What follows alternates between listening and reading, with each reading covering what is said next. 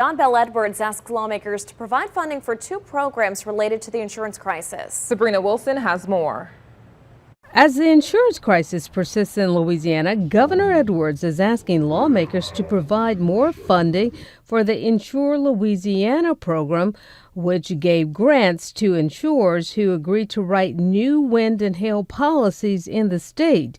Earlier this year, the legislature allocated $45 million for the grants, but insurers asked for more than what was provided. We would recommend an additional $17 million to the Insurance Incentive Fund that you created during the special session earlier in the year. 8 insurance companies were approved for the incentives.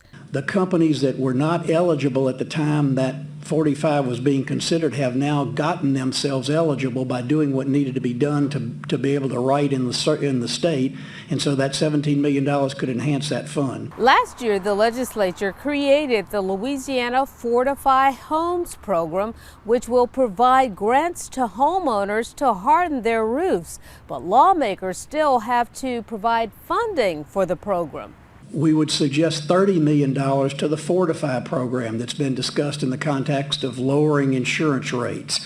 I think all of us agree that's a smart endeavor that can be used to incentivize people to strengthen their houses. The legislative session has to end by June 8th. I'm Sabrina Wilson, Fox 8 Local First. The state Senate still has to have its say on the budget for the new fiscal year that starts on July 1st.